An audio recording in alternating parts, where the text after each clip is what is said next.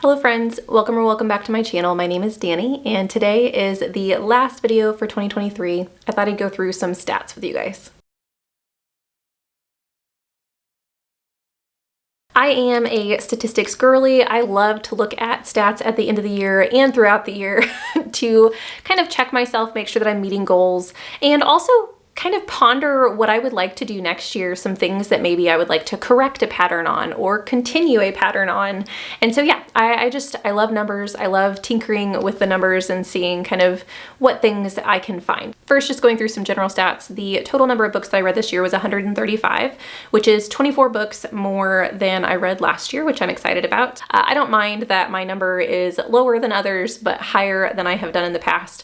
And next year, if I get lower than 135, I'll be okay with that. My average reading is a 3.83, and my average number of pages per book is 403. So the average page count for this year is actually one reason why I don't really care how many books I read in a year. I more so care that I am reading, not that I want to only read chunky books, but I do see a trend in my reading that I typically enjoy longer books better. And so I want to encourage myself to read more pages as opposed to more books, if that makes sense. Out of the 135 books that I've read, 112 of them were adults, 19 of them were YA, 3 of them were middle grade, and 1 of them was a children's book.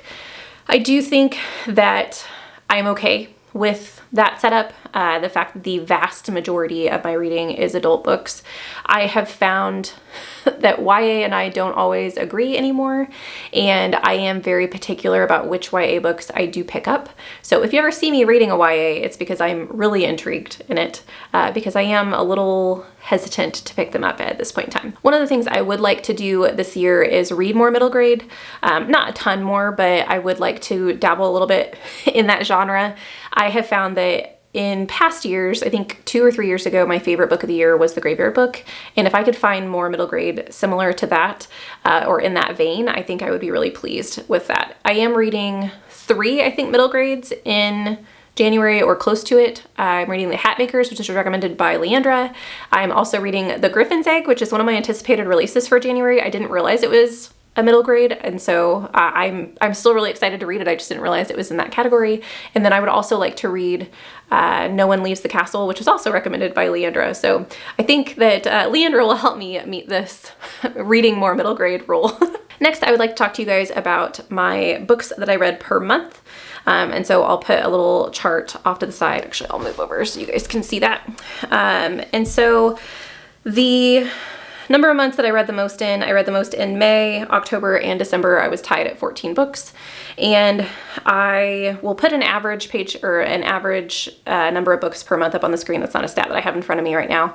But I am pleased with how many books I am reading every month.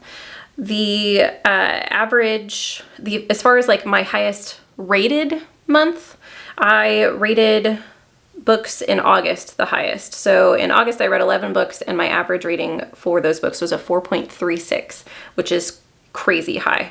Next was March with 8 books and I rated those 4.14. So even though I read less books that month, I was enjoying them a lot. And so I'm okay with that low number of books that I read. And then the third highest month as far as ratings go was July. It was 4.06. Was my average rating, and I read 9 books that month.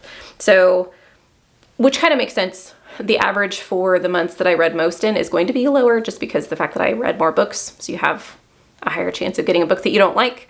But yeah, I would say I'm pretty happy with my averages. My average, I think I said that in the very beginning of the video, my average rating for a book this entire year was a 3.8, which I'm ecstatic by. I do think that my goal, I think, is never to be above a 4.0, because I think if I'm above a 4.0, I'm not reading books harsh enough. I don't want to get to the point where I'm rating every single book that I read a 5-star. I want to be able to decipher my taste to a point where I know that if I rate a book a 5-star, I could reread it and absolutely love it. I think that there are definitely some books, as I looked back on like the books that I've rated throughout the year, that I rated a 4-star where I probably should have given them a 3-star just because of the things that I don't remember about the book at this point in time. And so I do think I might in the new year tweak my rating just a smidge, not necessarily to be harsh on books, but just so I can differentiate my reading taste better, because that's the goal of this channel, is so I can pick better books for myself in the end. Next, I will put up a graphic, and I'm gonna move over even more because I don't know how big this graphic is. So I'll put up a graphic about the genres that I read this year. Fantasy is definitely my main genre. I did split fantasy into several subcategories, but the majority of the 80 fantasy books that I read, I just classified as fantasy. So that's something I might consider in 2024, is maybe doing a subcategory for fantasy books.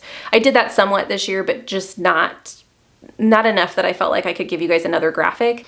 So you can see fantasy is my highest. Next is horror, which I'm happy with. Mystery thriller, that I think is high because of the fact that I combine mysteries and thrillers. I believe I read 8 mysteries and then the rest of them were thrillers, if I remember correctly.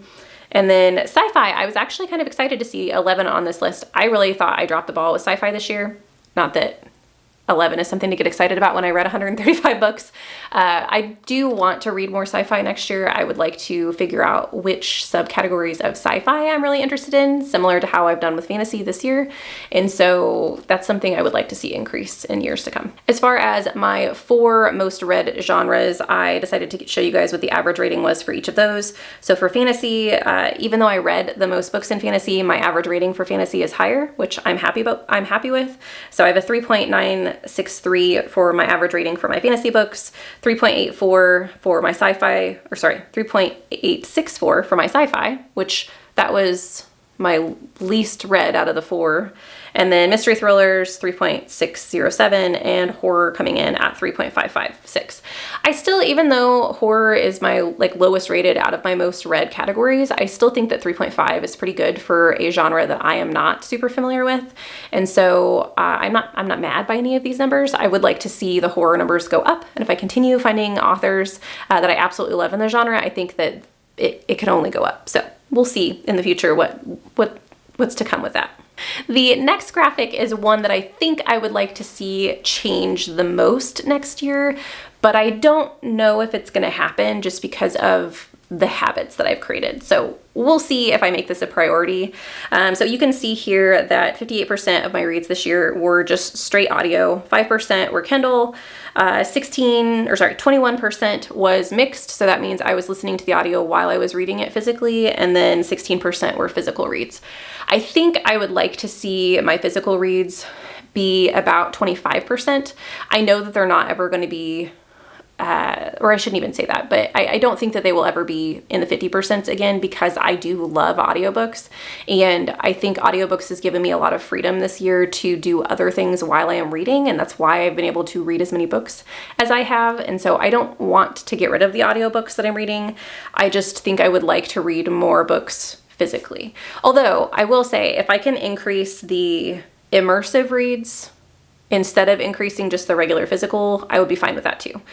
The Kindle reads, the reason those are so slow is unfortunately, I only read my Kindle books at night, which might be something I change in the new year as well. But in that instance, I'm reading 5 to 15 minutes of a book every evening, and it takes me a while to get through them. And so that's why that number is so low. But yeah. Next, when we look at authors, I have 63% of authors that I picked up were new to me, and then 37% were authors that I had read from before.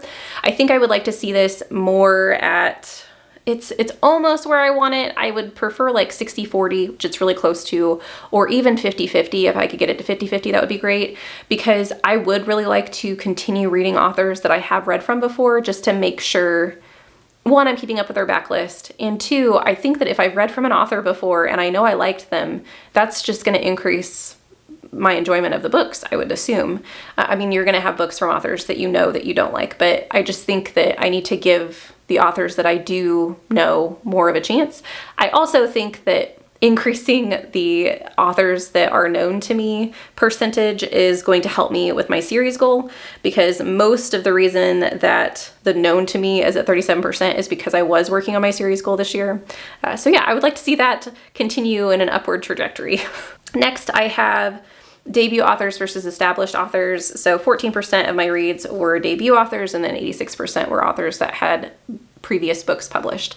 And I think I'm okay with this being this low as far as debut authors go.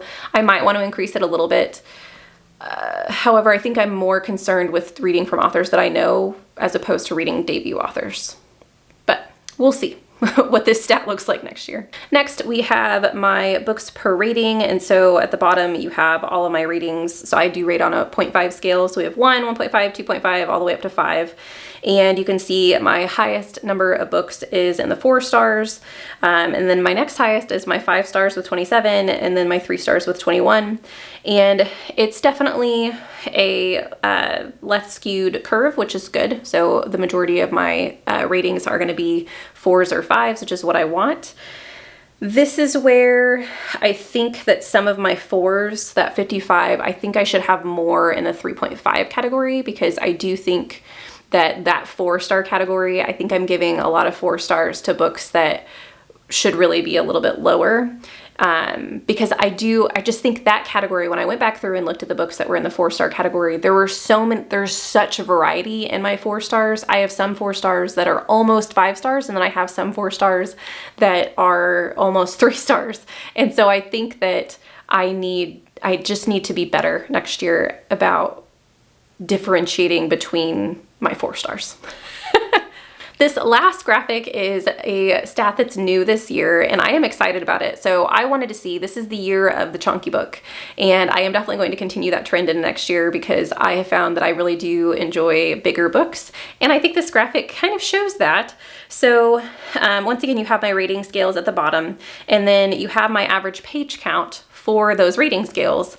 And when you look at my 1.5 and 2 stars, those are both in the 400s, but then 4, 4.5, and 5 stars are both in the 400s. With my 5-star average, that average page count is 493. It's almost 500 pages for the average for my 5-star reads.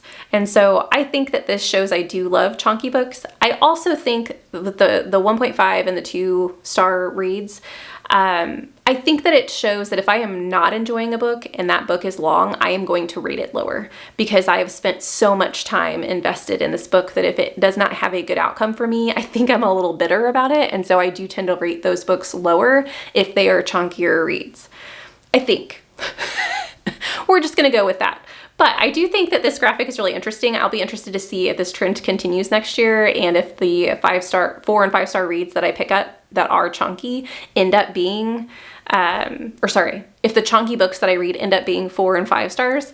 I was playing around with my numbers, and I found this graphic, and I was like, oh, that's really interesting, since I read so many chunky books this year. Those are my stats for 2023. I had an amazing reading year, and I am excited to see what trends continue in the next year, which ones I would like to tweak. If you guys have some goals that you're setting next year because of the stats that you've seen this year, let me know in the comments down below. I would love to chat with you guys about how many books you read this year. Did you meet any of your goals? Did you see any trends in your reading that you were fascinated by? I'd love to chat. Thank you guys so much for watching this video. I hope you have a lovely evening, and I'll see you in the next one. Bye.